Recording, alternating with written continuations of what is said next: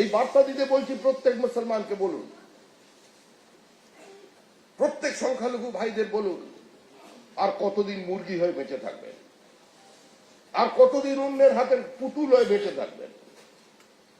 আর কতদিন block voter হয়ে বেঁচে থাকবেন? প্রত্যেকটা সরকার মুসলমানকে দেখে ব্লক ভোটার হিসেবে। ভোটের আগে উস্কে দাও, ভোটের আগে মন্দির মসজিদের কথা বলো, বাবরি মসজিদ আর এর কথা বলো। ওই তো রাম মন্দির হচ্ছে, ওই তো গেল রাম মন্দির, কেউ আটকাতে পারলো? রাম মন্দিরে আজকে দেখবেন বিশেষ দিনে রামনবমীর দিনে যখন যাচ্ছেন, পাশের মসজিদ থেকে বিভিন্ন মাজার থেকে তারা ফুল ছুঁড়ছে, জল খাওয়াচ্ছে, শরবতের ব্যবস্থা করছে। আজকে এটা উত্তরপ্রদেশের চিত্র। আর পশ্চিমবঙ্গের দুর্গাপুজোর প্রসেশনের রাস্তা বদল করে দেওয়া হচ্ছে। আরে আমরা তো বিজেপি চাই একই সঙ্গে দুর্গাপুজোর বিসর্জন আর মহরমের মিছিল একই সময় একই রাস্তা দিয়ে সমান্তরাল ভাবে এগিয়ে যায়। এটাই তো বিজেপি চায়, এটাই আমাদের অবস্থা।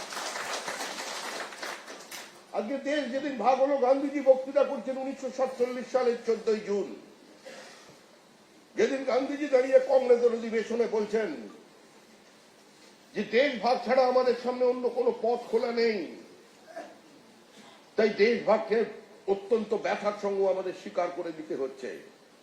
তখন সীমান্ত গান্ধী, খান আব্দুল গফফর খান, সিন্ধের বাদশাহ, তিনি উঠে দাঁড়িয়ে অঝোর নয়নে কাঁদছেন আর টুকরে টুকরে কাঁদতে কাঁদতে গান্ধীজিকে হাত জোর করে বলছেন যে গান্ধীজি আপনি বলে দিন আমি কোন দিকে যাব, আমি ভারতবর্ষে থাকবো না, আমি পাকিস্তানে চলে যাব। গান্ধীজি আমরা তো স্বাধীন হিন্দুস্তানের জন্য লড়াই করেছিলাম, আমরা পাকিস্তানের জন্য লড়াই করিনি, আপনি আমাদের সেই উত্তর দিন। আজকে সেই সীমান্ত গান্ধীর কথা মনে রাখতে হবে। আজকে মনে রাখতে হবে কাজী নজরুল ইসলামের কথা, যিনি রঘুপতি রাঘব রাজা রাম লিখতে তার কোনোদিন কলমের নিব ভেঙে যায়নি।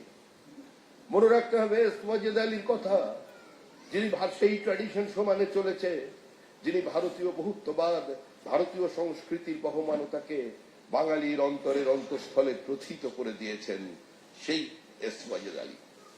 মনে রাখতে হবে আমাদের সৈয়দ মুস্তফা সিরাজ, সৈয়দ মুস্তফা আলীকে, যাদের কোনোদিন বন্দে মাতরম নিয়ে, যাদের কোনোদিন সরস্বতী নিয়ে কোনোদিন কোনো সমস্যা হয়নি। বন্দে মাতরম খণ্ডিত হয়েছিল 1937 সালে। সেদিন কিছু মানুষ বললেন যে মুসলমানরা তো তাংহি দুর্গা দশপ্রহরের ধারিণী শব্দ উচ্চারণ করতে পারবেন না। আরে মুসলমানদের কোন ধর্মগ্রন্থে লেখা আছে যে কোন দেশে বসবাস করলে সেই দেশের অস্মিতা, সেই দেশের পরম্পরা, সেই দেশের নির্দিষ্ট সংস্কৃতির বিরুদ্ধে আচরণ করতে হবে? কোন ধর্মগ্রন্থে আজকে লিখে দিয়ে গেছেন এই কথা? আল্লাহ তাআলা কোন নির্দেশ দিয়ে গেছেন?